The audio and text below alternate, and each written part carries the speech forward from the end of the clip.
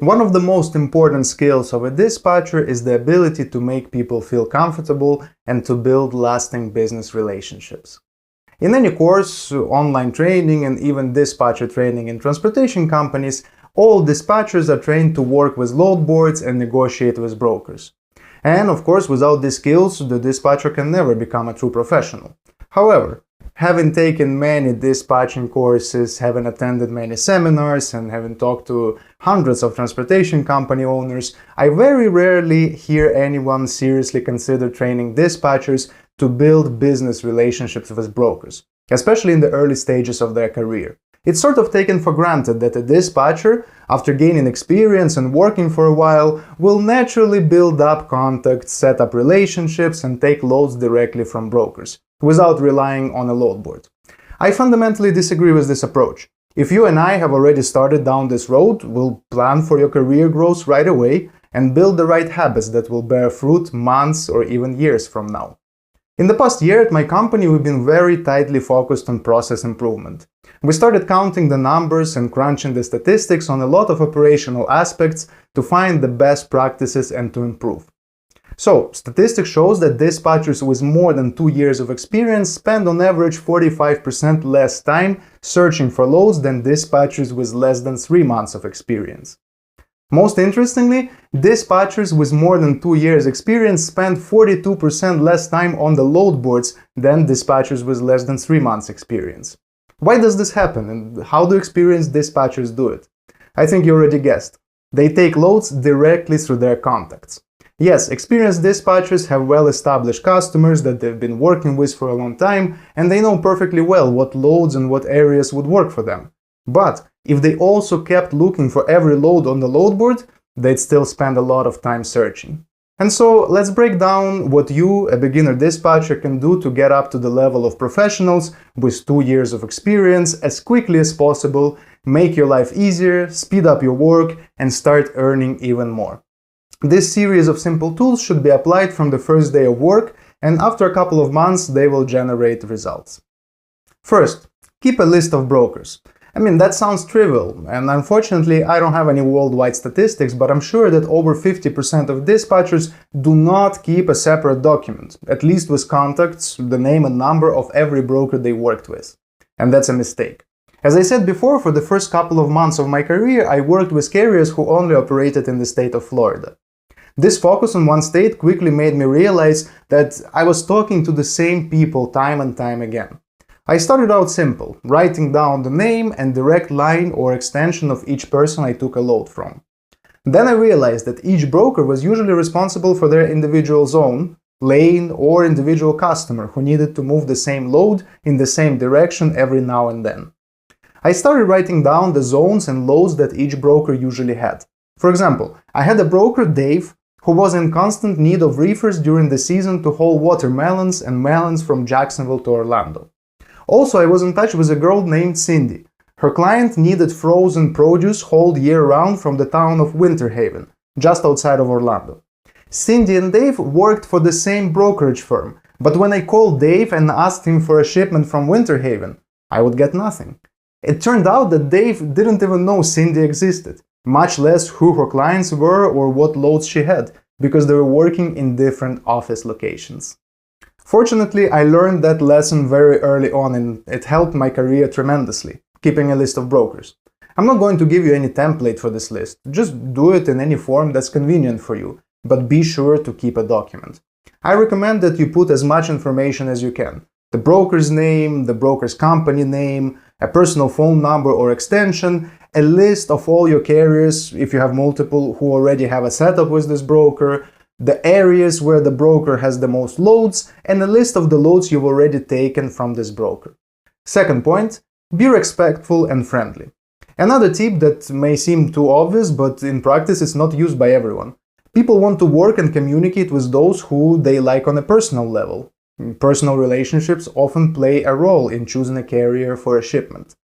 As a broker, who would you rather give a load to? A dispatcher you've been working with for a long time, or a dispatcher who called you for the first time, didn't even say hello, and asked for information about the load?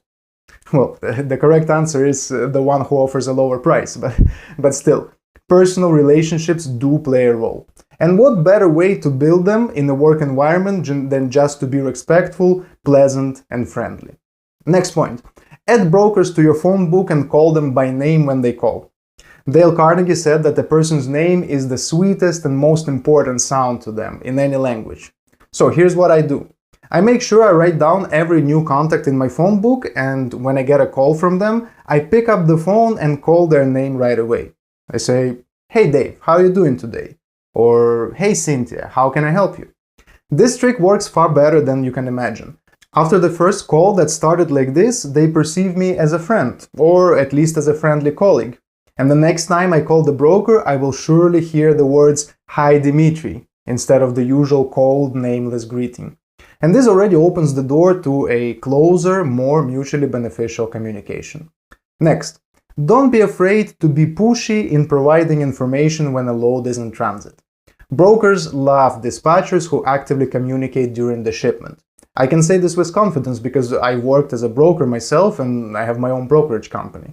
Chances are the broker's customer is constantly asking him for updates, and he himself would be pleased to receive an email or even a call from you notifying that the truck is going to arrive on time or that the driver has already arrived at the loading point. Even if you provided the broker with GPS tracking, still just send him an email. Just scribble a quick message like "driver is loaded" or "driver arrived at the delivery location." You don't even have to call them. Many dispatchers say they don't send too many updates about a shipment's location, not even because they don't have time, but because they just don't want to be annoying. I don't know what they're afraid of. On the contrary, the more updates, the more you stand out from the crowd. You show your extraordinary level of service. I recommend that you notify your broker of the truck's arrival and departure at every point, plus notify them at least once a day of the truck's location in transit. Next point, send the proof of delivery right away. One of the pains of a broker in dealing with carriers is not getting the POD on time. This document is required of them by the shipper, and the sooner they send it, the more satisfied the shipper is with the broker's service. In some cases, customers can even charge brokers if they don't send the signed BOL, for example, within 24 hours of delivery. Brokers are fighting for clients, and if you help them improve their image, you're in good standing. In order to always get this task done on time, make an agreement in advance with each of your drivers. Just explain them that it's very important to you. You can say that your boss will scold you if it's not done. Even if you're working with a carrier who handles his own invoices and doesn't necessarily need to send you a POD, explain to them that you care about their image of their company and want to build a long-term relationships with the brokers, and you need this document for this purpose. No carrier in their right mind would refuse, because it's beneficial to them as well. Next, thank the broker after the shipment is delivered. I recommend that you prepare a template and send it out to brokers after delivery. Write a few nice words, express your gratitude and your desire to continue working with them. You can also attach the signed bill of lading to the same email. It doesn't cost you anything, but again, you'll stand out from the crowd. For example, you could write something like this. Just, "Hi Dave, the load has been delivered, BOL is attached. Thank you for the load, I appreciate your business. Hoping to continue working with you in the future." The same can be done via phone call. Next point. Find out if the broker has the same loads on a regular basis. This is where we get directly to building a working relationship. Your driver delivered a good load, why not call and see if they have the same loads for the next week, for example. Then, let the broker know about your trucks. For a broker, it's most interesting to build a relationship with someone who has trucks that are in their zones all the time. For example, when I worked as a broker, I used to haul a lot of cilantro, parsley, and other greens from Harrisonburg, Virginia. Every day I would post my loads on a load board, and while I waited for calls, I looked for carriers and dispatchers who were based near that town. I knew that even though they drove all over the country, sooner or later their trucks would come home and they would need a load from my area. That's what almost every broker does. When talking to a broker, tell him about your trucks. Where they're based, what zones they move in most often, what loads you need on a regular basis. This will help you find common ground and determine if you can be useful to each other. Even if your carrier zones don't overlap too much with the areas where the broker has the most frequent shipments, he will certainly add your information to his list and keep you in mind if he has something new. And finally, ask your brokers for lists of loads. I get dozens of emails every day to my work email with load lists from various brokers. For some of them, it's just a way to find as many carriers as possible. Just like the big broker companies have their own websites with load boards, the smaller companies just send out daily or weekly emails with loads to all their contacts. At times, such lists may be sent only to the most trusted and closely associated dispatchers. It's kind of like a VIP club. If you're a member, the broker sends you great loads with good prices. And the most important part is that these loads have not yet hit the public load boards. That's what makes it interesting. That's really worth working on the relationship for. Let me give you an example. One of my dispatchers works with a pretty large carrier who has 12 trucks with reefer trailers. One of his broker contacts works with a large farm that needs to haul expensive microgreen sprouts year-round. Twice a week, the dispatcher receives a list from the broker with dozens, if not hundreds, of high-paying loads from that farm. In addition to him, a couple of other dispatchers get this list, and they divide these loads among themselves depending on the availability of the trucks they have in the right area. The dispatcher specifically selects routes for these loads and therefore loads at least 50% of his trucks with just this one contact. It takes him almost no time. He's almost always the first to go home from the office, and he almost single-handedly loads 12 trucks. There you go.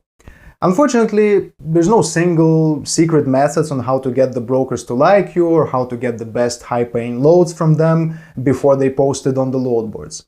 Contacts simply take time to build. You'll probably change jobs or sign new carrier more than once. You'll find your brokers and your optimal routes for each truck you dispatch. The only effective way is to always use the tools I've described today. Before you know it, for every type of equipment, every state, every season, you'll have people who you can talk to and who will provide loads for you. This concludes the module on finding loads. Go on to your homework and we'll meet in the next module where we'll talk about the most common problems that arise in the work of a dispatcher and how to solve them.